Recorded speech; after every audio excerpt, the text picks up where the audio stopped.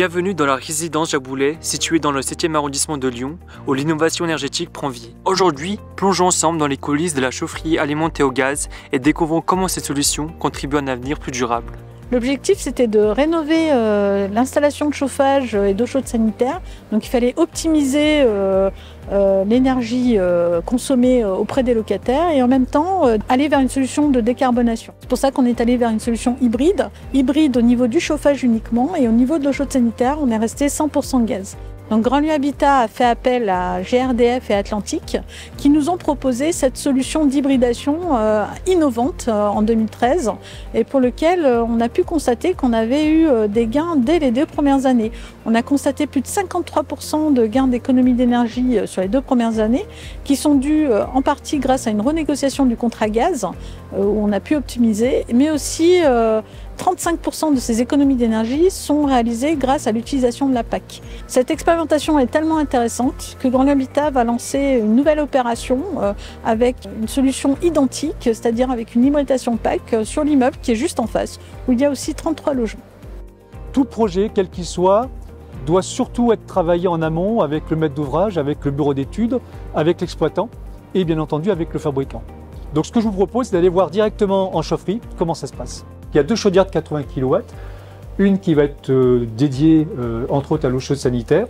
L'objectif ici, c'était aussi de travailler sur l'hydraulique, dans le sens où ces chaudières-là permettent d'avoir 2 retours. Donc un retour qui est plutôt réservé sur les retours chauds, donc comme l'eau chaude sanitaire, et puis ensuite les retours froids au niveau des circuits radiateurs. Donc le fait de séparer les retours, c'est de dire mes retours du ballon qui sont plutôt chauds, je les ramène sur le haut de la chaudière où là on va pas du tout condenser. Par contre mes retours froids des radiateurs, je vais les amener sur le bas de la chaudière et là je vais condenser. Voilà, et c'est tout l'intérêt. Si on sépare les retours, le rendement automatiquement on va gagner 4-5 points assez facilement. En parallèle, vous avez donc ici l'unité intérieure de la pompe à chaleur. On a vu tout à l'heure l'unité extérieure, maintenant on voit l'unité intérieure. Donc c'est une liaison frigorifique qui, elle, va être en priorité sur la partie chauffage. Et bien entendu, toute la partie eau chaude sanitaire va être gérée par le ballon. C'est un ballon de 750 litres, ballon serpentin.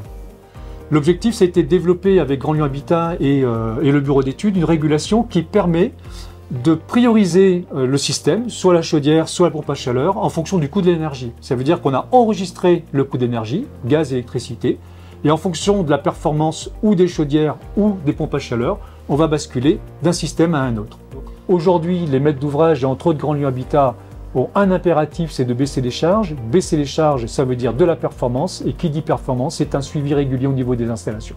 Sans un exploitant capable de suivre correctement l'installation, c'est-à-dire bien entendu les paramétrages, mais c'est aussi assurer une qualité d'eau, puisque la qualité d'eau est relativement impactante sur la performance au niveau des installations, on n'aura jamais de la performance telle qu'on peut l'attendre. Quelles actions nous allons pouvoir mettre en place au niveau de l'exploitation?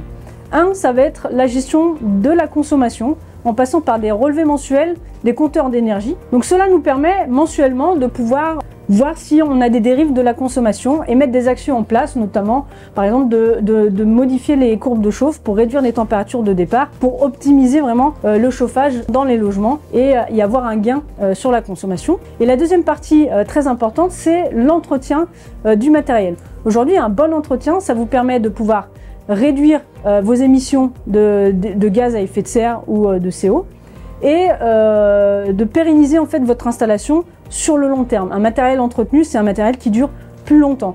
On aura la maintenance hydraulique, donc avec la qualité de l'eau, qui est aujourd'hui très importante pour la longévité des chaudières. Donc notre engagement au quotidien, c'est de pouvoir au mieux de gérer ces 2 points, l'exploitation, l'entretien et la gestion de l'énergie pour décarboner au mieux et apporter une solution pérenne à nos clients. Quand on regarde un petit peu les réglementations qui s'imposent aujourd'hui, la RE 2020, le DPE, le décret tertiaire, ça montre bien que déjà en 2014, on avait anticipé sur ce qui allait atterrir aujourd'hui, c'est-à-dire plutôt des solutions hybrides. GRDF est clairement un partenaire depuis très longtemps, un partenaire qui nous fait confiance. On lui fait confiance également, c'est pourquoi aujourd'hui on continue à développer de nouveaux concepts avec GRDF. Il y a même des field tests actuellement sur le terrain. L'objectif, il est toujours le même, c'est d'abord de prioriser la performance et la pérennité. Et avec GRDF, c'est vrai que ce travail-là permet d'aboutir à des solutions intéressantes.